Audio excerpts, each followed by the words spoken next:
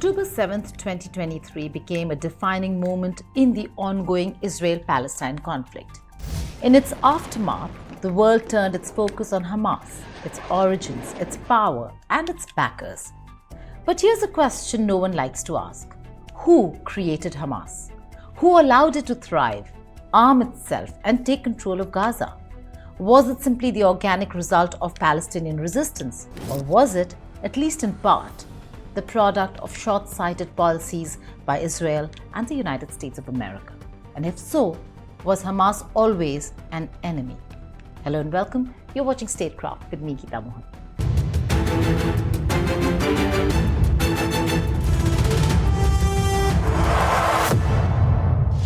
Gaza's modern political history began with the British mandate for Palestine after World War I.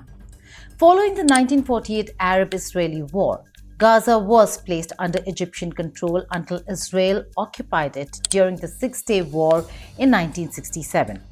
Under Israeli occupation, Gaza saw significant social and economic challenges, worsened by the expansion of Israeli settlements and military control. Even after Israel withdrew its settlers in 2005, it maintained a blockade on Gaza following Hamas's takeover in 2007. The blockade, supported by Egypt, has devastated Gaza's economy, limiting essential supplies and worsening humanitarian conditions.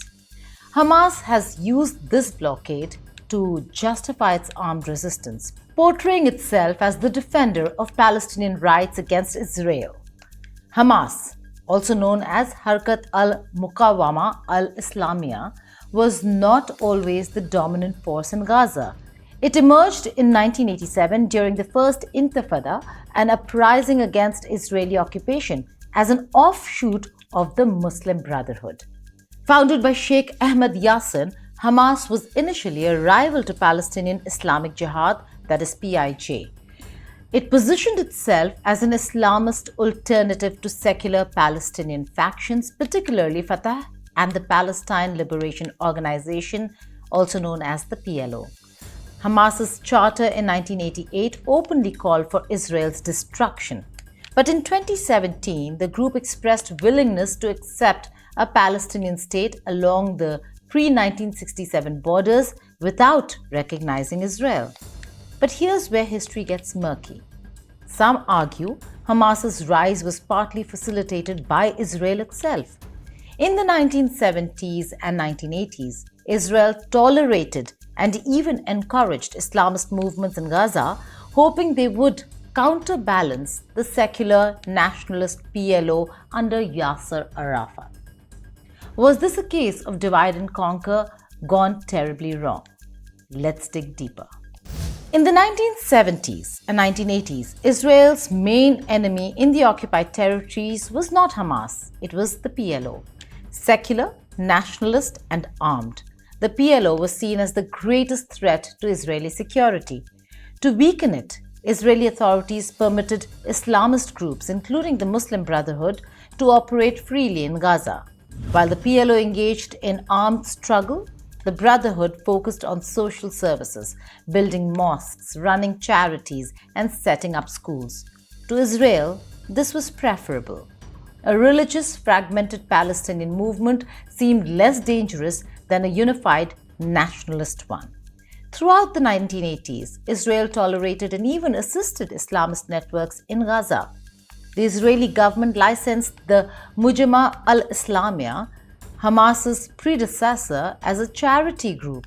Israeli officials allowed them to expand their reach while cracking down on PLO-affiliated organizations. Some reports suggest that Israeli authorities turned a blind eye when Islamists attacked leftist and communist factions within Palestine, which were aligned with the PLO. But as the First Intifada erupted in 1987, the landscape shifted. Hamas, now an armed offshoot of the Brotherhood, took a more aggressive stance. By the time Israel realized that it had helped cultivate a new and powerful enemy, it was too late. Hamas was no longer a counterbalance, it was a force of its own. By the 1990s, Hamas was already a formidable group. It opposed the Oslo Accords, launched waves of suicide bombings, and gained traction in the Palestinian territories. The United States of America designated Hamas a terrorist organization in 1997, cutting off direct engagement. However, American policies after 9/11 arguably strengthened Hamas rather than weakened it. After the Second Intifada, that was between 2000 and 2005, the Bush administration pushed for Palestinian elections, hoping to install a democratic government in Gaza. But in 2006, Hamas won a landslide victory, defeating the US-backed Fatah party. Washington was shocked by the outcome, refusing to engage with the Hamas-led government. Instead of supporting a political resolution, the US backed a Fatah-led coup attempt. Hamas responded with a violent takeover of Gaza in 2007, consolidating its rule. In the years that followed, Israel and the US imposed a crippling blockade on Gaza, cutting off resources and aid. Yet, Hamas adapted. It turned to Iran for funding and support, built a tunnel network, and enhanced its military capabilities. Every military operation, whether it was Operation Cast Lead, that's in 2008, Protective Edge in 2014, or Guardian of the Walls in 2021, all of them only cemented Hamas's rule in Gaza. Hamas started with homemade bombs and small arms. Today, its military wing, the Qassam Brigades, operates as a well-trained paramilitary force. Suicide bombings in the 1990s gave way to rocket attacks and drone strikes, and underground tunnel warfare. By 2023, Hamas had expanded its arsenal with drones, paragliders, and naval commando units. How did Hamas become so well armed? Iran has been a major supplier of weapons and funds.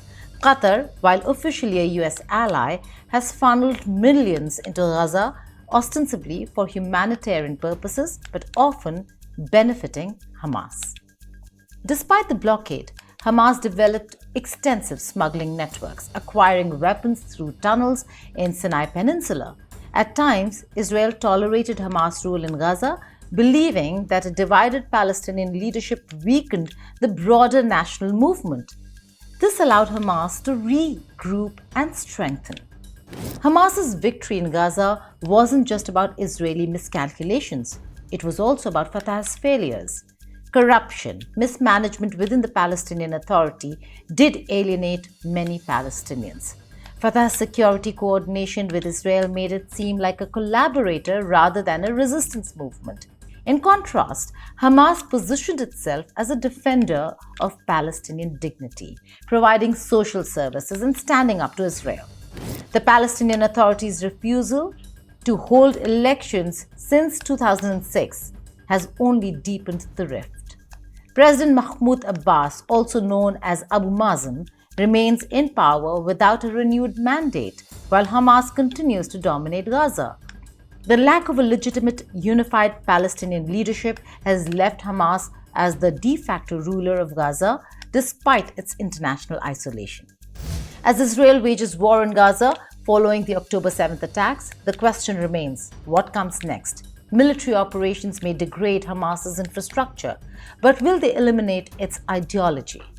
The collapse of Hamas's governance in Gaza could create a power vacuum, potentially leading to even more radical elements taking control. Hamas was not simply a creature of Palestinian resistance.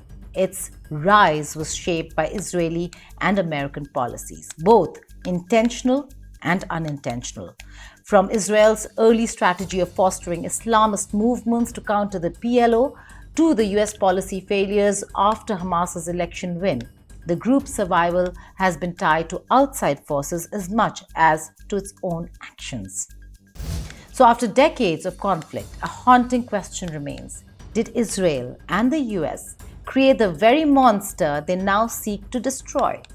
The future of Hamas is uncertain. The war following the October 7th attacks has significantly weakened the group with military losses, economic devastation, and waning popular support. There are discussions about a possible power transition, with some suggesting that the Palestinian Authority could regain control of Gaza. However, Hamas remains entrenched and its political influence will not disappear easily. Thank you for watching Statecraft.